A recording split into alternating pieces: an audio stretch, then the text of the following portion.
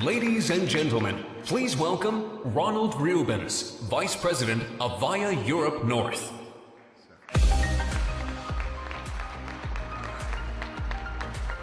Thank you. Thank you very much. Good morning. Well, it's great to be here. I hope you had a good night last night. This is wonderful. So we'll talk about digital transformation. So what does digital transformation mean in reality? And how does it relate to unified communications and contact center? And what does it have to do with IoT? Well, before we do that, let's look at communication. So communication is all about being present. I think we tend to communicate with devices such as smartphones, tablets, and laptops. And these devices have a few things in common. We're actually moving away from pure voice by adding content. Now you think about laptops, you could generate content, but you could also communicate with these devices. The same is true with smartphones. You can have access to content, but the same device can be used to communicate. And what we see is that communication and content is actually more coming together on devices. Not only content, we also have context.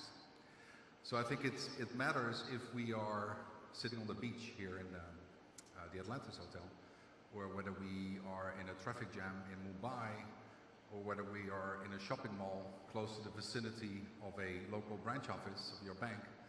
So these things matter because we can get contextual information and bring that into the mix as well. So what we see is an interesting trend where we have content, context, and communication all in single devices. Now, so we're adding voice to content, which I think is a very important thing. And let's look at content in general. There's a lot of content that is being generated by users as we speak. So even if I look at the audience today, I see people taking pictures and putting things on Twitter. And the most amazing thing, if you think about this, is that the amount of information is doubled every 4 days, which is unbelievable. There's so much content that we generate as users, and all this content is being accessible at these devices. Now, so the users are generating content, but another interesting thing is that there is also a lot of content as a result of machine-to-machine interaction. There is a lot of interaction between things and between machines. Just look at this number here, 328 million. So what does that number mean? 328 million devices or things are being added to the internet globally each month, which is unbelievable.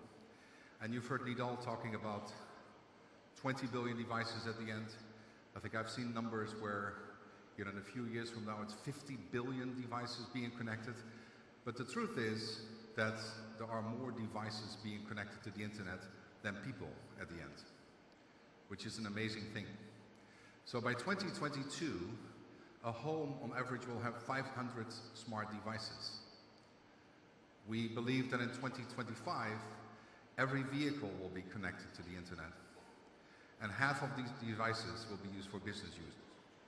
Now let's look at the devices that we have at home, because it sounds like an awful lot, but you could even have a light bulb being attached to the internet, so you could switch on the lights from your smartphone.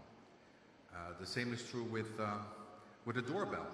I mean, I've seen applications where, once people press on the doorbell, actually an application on an iPhone appears and a video will appear, and you can actually communicate. Now, the trend here is that a lot of these things will be communication enabled. So besides content, we can add workflow.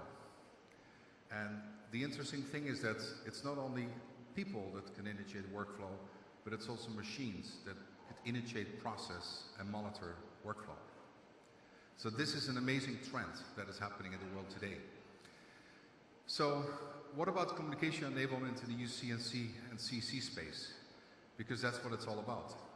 Now, I started this presentation by saying that we have to be present in order to communicate. right? So there is a need for people to be present, and this is where communication enablement becomes into place. Now, the industry that we're in is being referred to very often as UC&C, Unified Communication and Collaboration. We have added a lot of collaboration capabilities to our UC solutions, but think about this. There is another trend going on in the industry where collaboration tools are being launched into the market, a lot of software-based tools that allow you to collaborate. And what's happening in the industry today is that UC components will be included into collaboration tools. So it's not only the UC side that is adding collaboration capabilities, but it's also the software environment where we have tools, software tools, that allow us to collaborate and then include the UC component into it. Now, let's look at collaboration a little bit more in detail. And let's start by how we learn at school. And it's actually not fundamentally different compared to 1850, when we were basically listening to a teacher or professor to learn things, right? But the interesting thing is once you start to learn, you basically, collect all the data, you talk about it with groups, and then you tend to collaborate. So once you get it, you move on and collaborate in smaller groups. So a lot of children, they learn that at the very beginning is that they listen to the professor or to the teacher, they gather together with a small group, and then they can actually add virtual friends as well. So they learn how to collaborate very early on in the stages. And then if you think about 50% of the total population in the world is under 30 years old. And a lot of these kids, what they have in common is that they learn how to work with social media tools. Now, social media tools might be very interesting, and we know how important it is, but in the business world, a lot of social media type of capabilities are being used in the workspace. And that is what the industry refers to as social software. Social software is basically nothing else than tools that allow you to collaborate, to use Facebook type of capabilities into the workspace, to generate wiki pages, for example.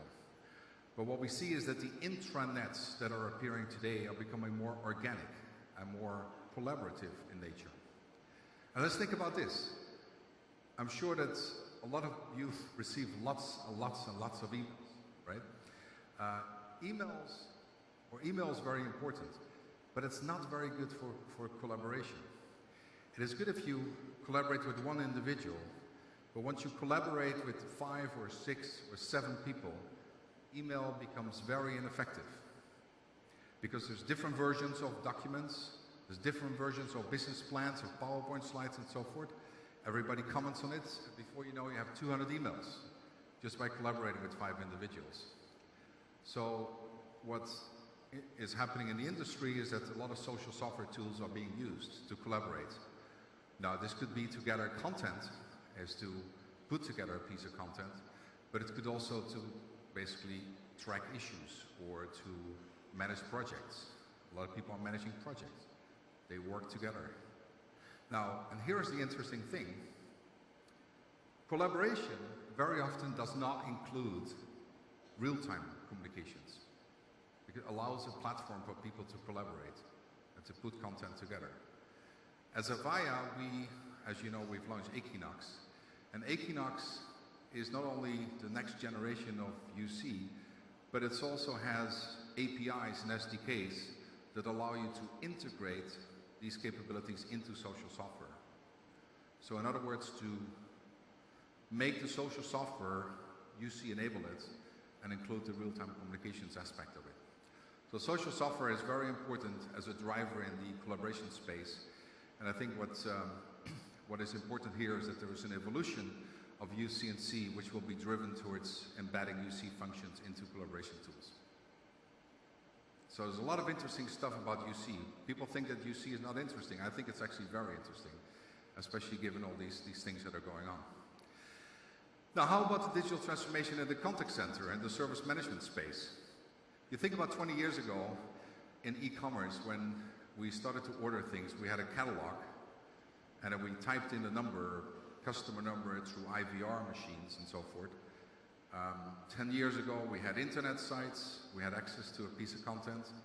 We ordered it also through an IVR. We got routed into a contact center and so forth.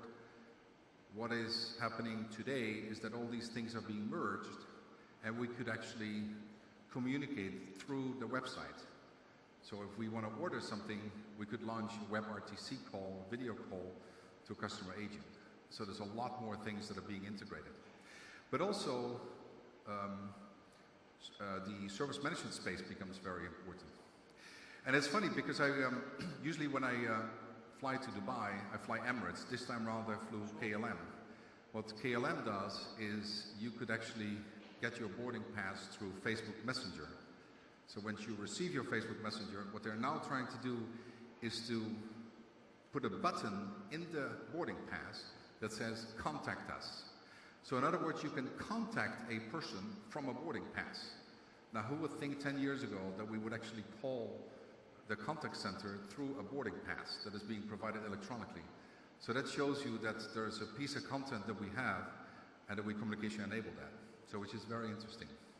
So contact center is also moving towards omni-channel and deeper integration into service management tools, which is a very interesting trend these days. Now, we talked about Internet of Things. By 2020, what we expect is customers will manage 85% of their relationships without human interaction, which is an amazing number. This is not our slide, this is some of the research that was done by Gartner, but 85% of the relationships is done through human interaction. And this is where workflow comes into play. Think about the workflow that's being initiated through machines, through machine-to-machine interaction. So those are all important things. So interaction that is happening, that occurs among things, and there's an exchange of information and workflow. It comes back to the previous point. Once you have to be present, once you have the desire to communicate in real time, this is when communication enablement comes into play. So these are all a lot of interesting things. Now I started this presentation by saying let's look at digital transformation into reality. And there's a lot of very interesting examples of digital transformation. Now let's look at the first example. Let's look at emergency services.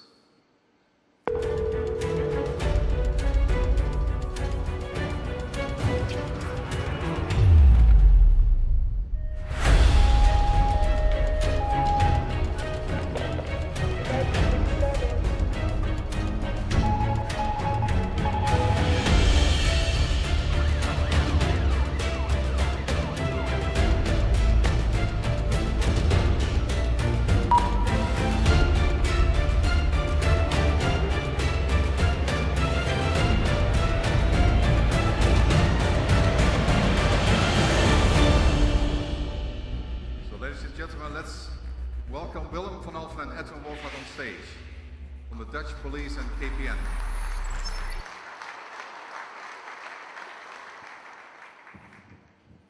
So good morning. How are you? Good morning. Good to see you again. See you. Good morning. How are you? Hi. Move over here. Yep. Otherwise the audience over there can't see us. So I guess Willem, you're the process manager of 112, and I guess Edwin, you're with KPN. So please introduce yourself real quick to the audience. Good morning. I'm Willem van Alphen, technical process manager of 112, the emergency number for public services in the Netherlands. With my team, we are responsible for the continuity of the service to the people. We never can be there. We always have to be there. Since we are heavily depending on the system below it, of course, I'm also a member of the Change Advisory Board for the National Police, and in cooperation with the other member states within the European Union, I'm a lot abroad for new developments, best practices, and that kind of stuff. Okay, interesting. So maybe you can introduce yourself briefly as well. Yes, I'm the key architect, the lead architect of the new 112 system for the Netherlands, which is based on the Avaya technology. So Willem, let's start with you. So how does we know it's very voice-centric, in the very beginning. So how does the near future of emergency services look like? What's beyond the voice-only type of... Yeah, we just started a new project at the moment to develop 112 in the Netherlands, at least the call handling system of it. Basically, of course, we're on voice. That's traditionally in government areas is standard. We're changing that now, addition of data to that, location data, personal data, vehicle data, all kind of data that can help us determine whether it's a real call or it's the severity of it, that kind of stuff.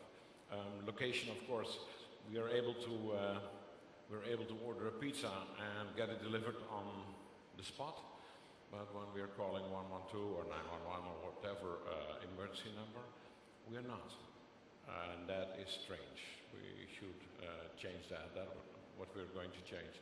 And next to that, we're going to implement other types of communication, real-time text, video, in European standards like total conversation. Right. That's for deaf and hearing impaired.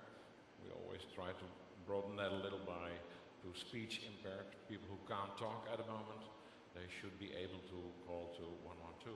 Okay.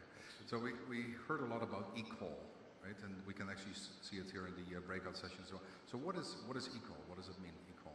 E-call for 112. E-call, basically, as I always say it, and I'm a process man, not a technical man, e-call is just an automated 112 call, and nothing more than that. There's an automated call based on a set of sensors in the car that can initiate a 112 call and deliver in a minimum set of data, a lot of data to it, so that we can better find it. We know how many passengers are on board, all that kind of stuff. Exact location, of course, that's one of the main things. E-call, as we implement it in 2018, will be for all cars.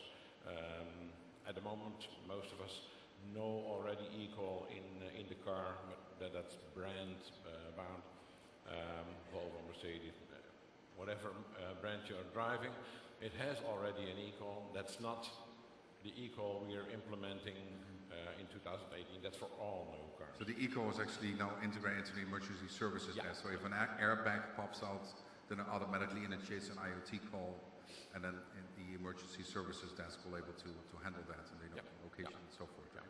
That's very interesting. So let's move over to you. So how does the cooperation between Avaya and KPN and 112 look like?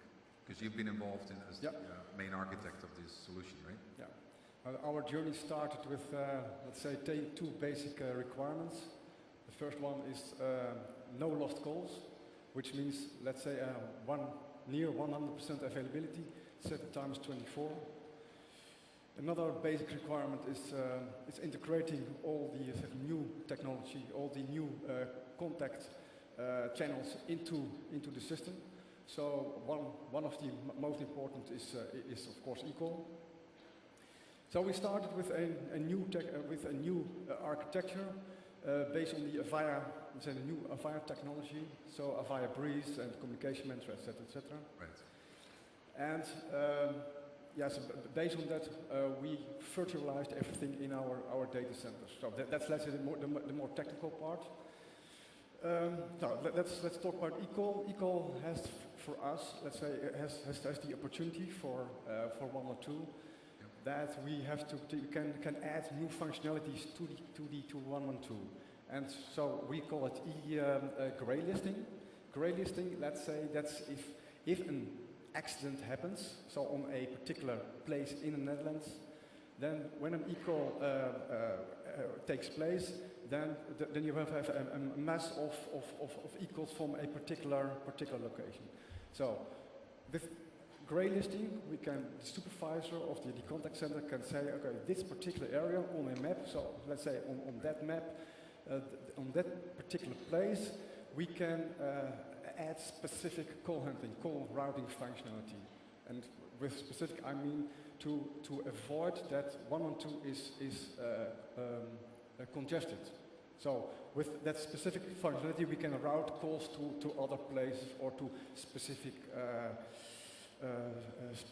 a specific skill, then so that we can handle, let's say, add all kinds of new functionality. That's really interesting, yeah. So it's really revolutionizing the way that we use emergency services, right? And so I think in the US they call it 911. There's different versions of it, but here in Europe it's 112. So this is very interesting. So beyond what we've seen right now, I'm wondering what is next? What is the next generation of emergency services?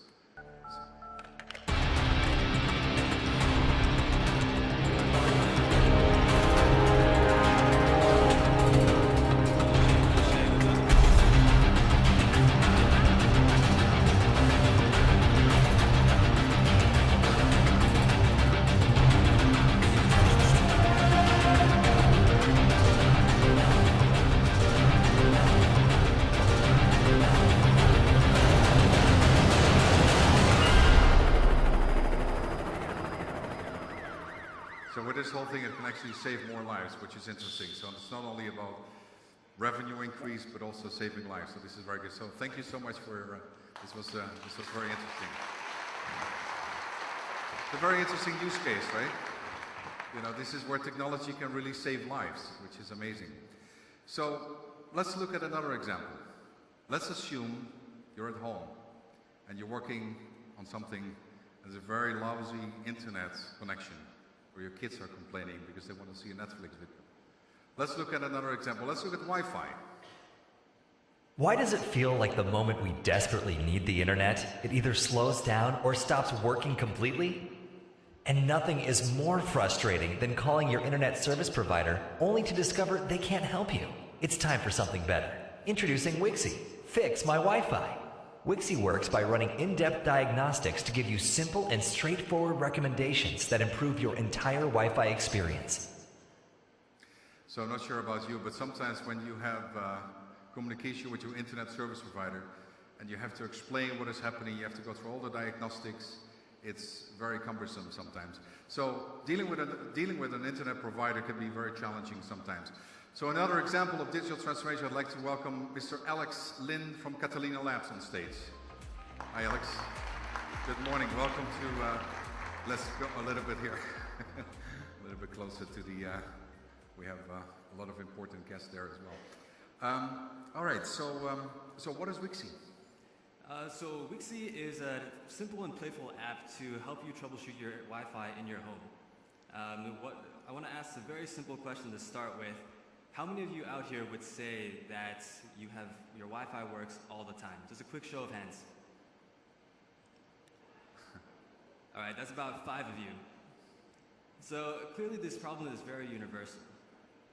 And so now in this day and age, everybody expects the internet to work just like a utility, like your electricity and your water. When it doesn't work, we blame our ISPs. And then when we call our ISPs, we're met with a support process that is very convoluted. They ask you 20 questions, there's a song and dance, and it's just not a great experience. And I know there's some ISP folks out there, so before you throw your shoes at me, I want to say that it's a very difficult problem that you're trying to solve. As the landscape of technology expands and the usage of internet expands, contact support agents are constantly playing catch up to support their users. They just simply don't have the tools and information they need to make that jump in support. So that's why we're so excited to work with Avaya to empower service providers to adopt a model of context-aware digital support into the future. So how does it work, Alex? So you see here Wixie, the first thing we do in Wixie is that we do a set of diagnostics first. We gather a rich set of insights from your home all the way into your ISP. We also look into the devices that are in your network, as well as some cloud services that are commonly used. All of this we feed into our human intelligence engine. And this, first, it pinpoints exactly where the problem is, whether it's in the ISP or in your home. And then we surface to the user a set of recommendations or tips of how they can optimize their network settings. In this case, we see that a user has an issue with their router. So what we do is we give the user a very, very user-friendly interface to communicate this. Non-technical, very easy to digest by anybody. When we walk through the process, this is a very simple, a very common case that we see around the world where the user is experiencing a poor performance because they're not connected to the 5 gigahertz network. And just as a little preference, the 2.4G bandwidth is this older, slower, it doesn't have as much throughput, you can't connect to it with as many devices. So in this solution, we activate the 5 gigahertz network, we allow them to customize their Wi-Fi name and password, and then we allow them to switch to it. So in this experience, they really just are able to, we're able to resolve the issue in their home without having any human intervention. You don't always have to talk to somebody for support. Yeah, so that's interesting what you just said. So a lot of things will be done automatically, right, without human intervention. But I can imagine that, let's assume that you still want to talk to an operator, right, or you still want to talk to your service provider because you have a question, or it's, you know, about your subscription or about, you know, the problems that you encounter. So what happens then?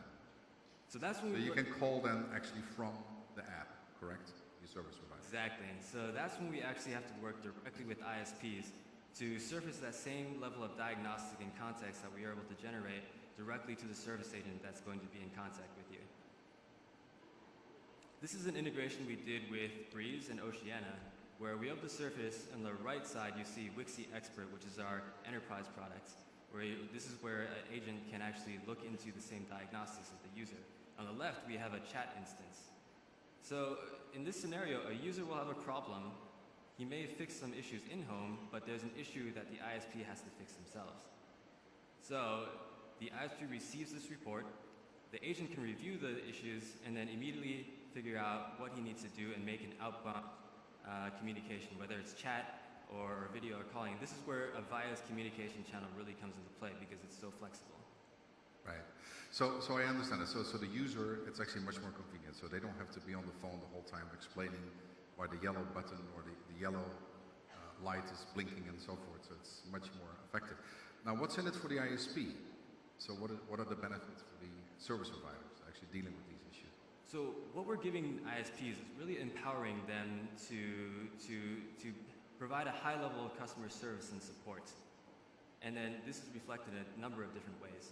For one, we're immediately triaging the tickets. So the agents can respond exactly when and at the right time. On top of that, by portraying this information in a very directly actionable way, we get rid of the lengthy process of troubleshooting and diagnostic that often ends up with a lot of frustration and mistrust between an agent and caller. So in this case, we also are able to allow the customer agents to make the right choice. Yep. The main point is that when we get rid of human error, we introduce a lot of optimizations. And really the important part is that human interaction, which we want to surface. And it also removes a lot of opportunity for operation costs that are often inflated due to things like unnecessary service callouts. So you've actually developed an application based on Breeze, right? And you've actually used a collaboratory and sort of communication-enabled app. So how long did it take you to do this, to develop this application, or to actually use the Breeze integration into the app? So actually, we've only been involved with Breeze for about 3 weeks now, and we finished our integration just a few days ago. We're actually working 2 days ago. So we're actually we're planning on releasing an official snap into the store early in Q1 next year. But it was a really magical experience because immediately when we got in touch with you guys, we got some people involved from your German team, from the local Santa Clara team, and we saw how quickly we could work together to build a product, which is why we're so excited to be here to see how we can work together to bring that level of context-aware digital support to your use cases. And you actually showed the application at the outside, right? Where you have a demonstration with. Yeah, so we're actually going to be, we're in the Snapathon area, to the expo area over here. We're going to be there all day, and so come find us. We're happy to chat about about you guys approach customer care and how we can work together into the future. Fantastic. Well, look forward to seeing that. Thank you so much, Right. Alex. This Thank is you. wonderful. Thank you. Right. Very interesting. So I guess, you know, when you look at communication in general, the new age of communication, I think one thing that I'd like to emphasize is I think human interaction remains extremely important and critical. So I think there's always a need to talk to individuals. But, you know, there's a lot of devices. As you can see, 328 million things and devices being added to the internet. Things where, like the Wixie application, where the diagnostics can be done initially through a machine-to-machine interaction, which is very powerful. So it makes the whole quality of the interaction between human beings much more interesting. So what we see is that machine-to-machine interaction is critical. Then you see machine-to-AI. What I forgot to ask Alex is that there are actually also a lot of business intelligence that is being gathered. So there's a lot of AI functions that are being added here as well. And then there's the human-to-AI interaction. But at the end of the day, interaction between human beings are remaining critical, but it's just that if you have to be present. Now the last thing is that Avaya has the technology to allow you to do the communication enablement, to bring the Internet of Things into the mix. You've seen from Wixie and from Catalina Labs that they developed this application very quickly with Breeze. The 112 example, the emergency services is done through Breeze. There's a lot of examples. There's a lot of examples also in the healthcare sector. And what you see is that there's going to be more workflow integration. You could have emergency services and then eventually triggering workflow into the healthcare and looking into whether specific rooms within a hospital are available and so forth. So there's a lot of things that are happening as we speak, and Avaya has the right technology to make it happen. Thank you very much.